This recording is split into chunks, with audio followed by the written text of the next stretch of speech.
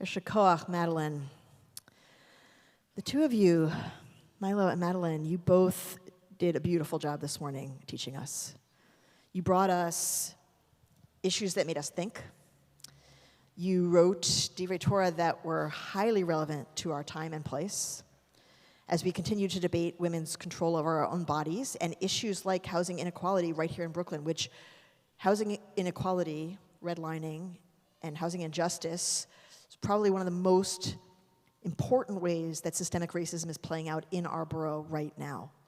And as we have this partnership with Antioch Baptist Church in Bed-Stuy, there's a Black Baptist church in Bed-Stuy, and it is one of the primary issues that keeps coming up in our conversations with them about what we could do together, is that they are experiencing really significant effects of housing injustice in our borough. So thank you, Milo, for bringing our attention to that. Now, Madeline, you taught us about the laws of Nida, the laws related to women's monthly bleeding, which we usually call her period, but which the ancients called and thought of as uncleanness or impurity, as you said.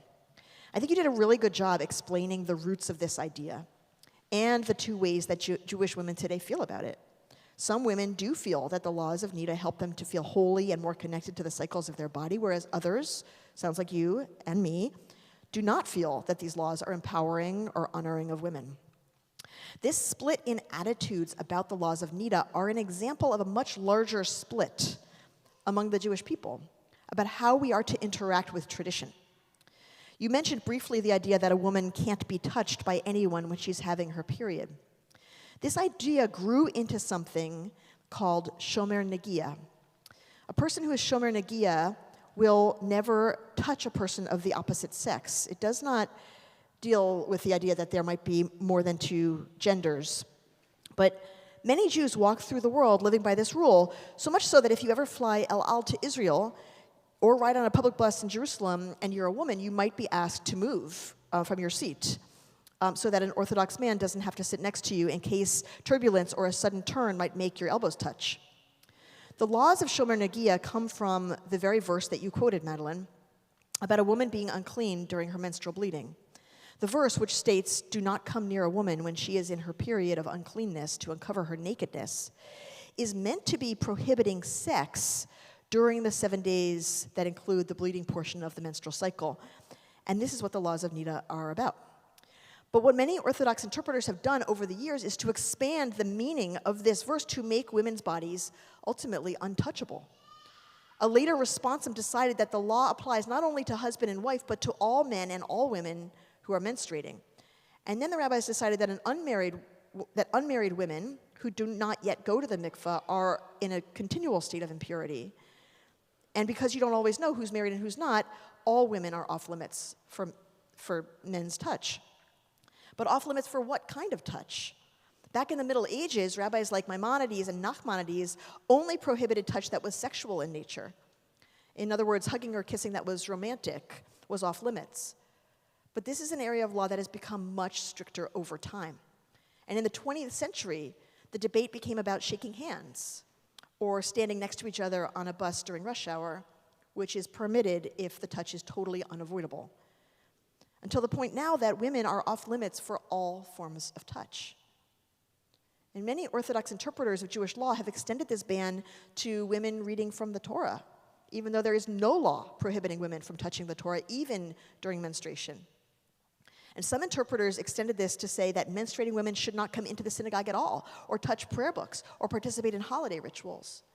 But as far back as the Middle Ages, rabbis like Moshe Isserles, the Ashkenazi Orthodox authority whose 16th century synagogue we visited in Krakow in February when I was traveling with our 11th and 12th graders there, ruled that there was no law prohibiting women from touching the Torah, that it was only a custom.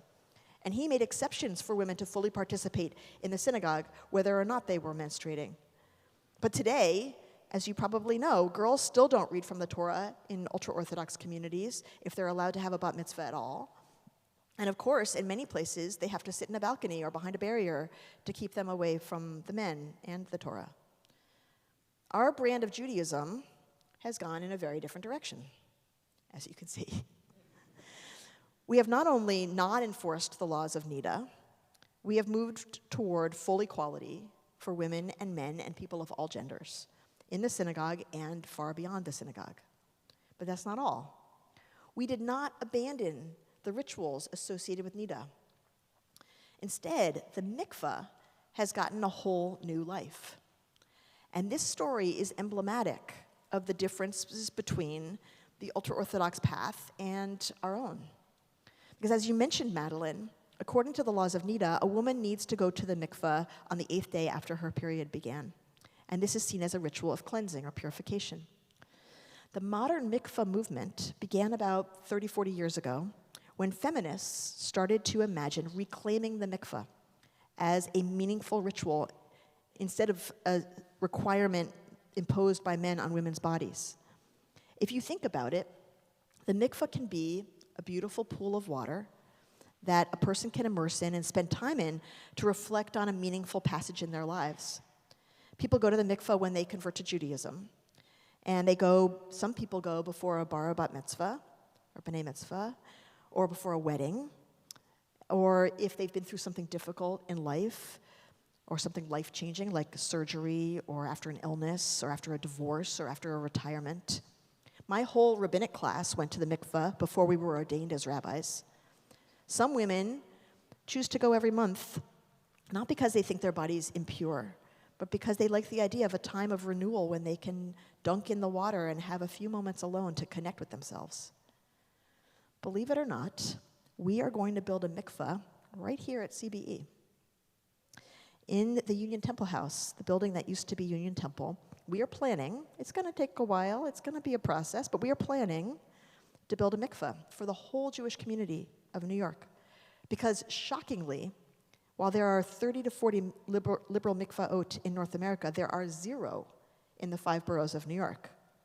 If you need to go to a mikveh because you're converting to Judaism or for any other reason, your only option in New York City is currently an Orthodox mikveh. But we're going to change that here. So in this story, you see 2 ways of living out the laws of Nida, which are representative of 2 ways of living out Judaism. In one way, we dig in. We get stricter and stricter, even if the laws of Torah that we're defending, written thousands of years ago, contradict other laws of the Torah that we believe in. For example, the law that you taught us, Milo, which, as you said so beautifully, is considered by many rabbis to be the most important law in the entire Torah. You taught us that Rabbi Ben Azai believed that in order to understand that commandment, to love our fellow human being as we love ourselves, you have to understand that God created everyone, and disrespecting them is disrespecting God. You also taught us that Maimonides believed that this law means that everything that you hope for yourself should be hoped for others. Or in other words, you must treat others the way you'd want to be treated. Rabbi Akiva, who many people think was the most important rabbi of Jewish history, when asked what single law is the most important law in the Torah, chose the one you chose to teach today, Milo. Love your neighbor as you love yourself.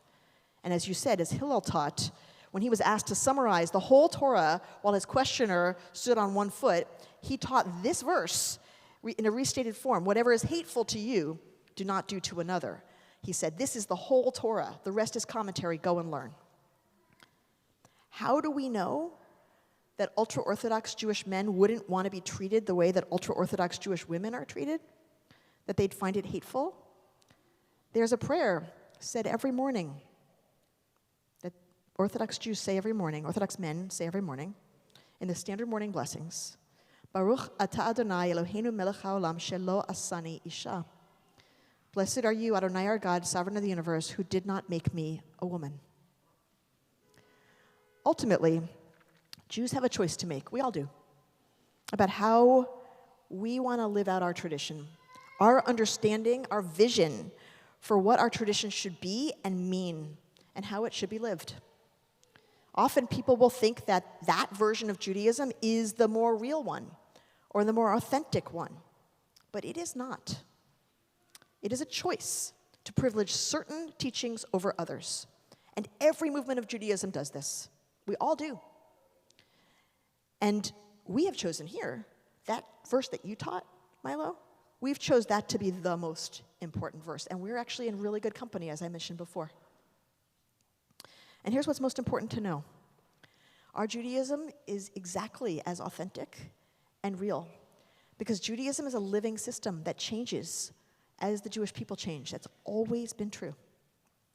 And we're all shaping Judaism right now, all of us, by everything we teach, by all the choices we make about how we live our Jewish lives. Judaism is information as we live, right in front of our eyes, being reformed, reconstructed, remade. And I, for one, am so grateful that we can inhabit a form of Judaism that lets each of us be our full selves and that calls upon each of us to respect the full dignity and equality of everyone else. May we continue to grow Judaism in directions that deepen our learning, that deepen our understanding, that deepen our wisdom, and that deepen our compassion. Shabbat shalom.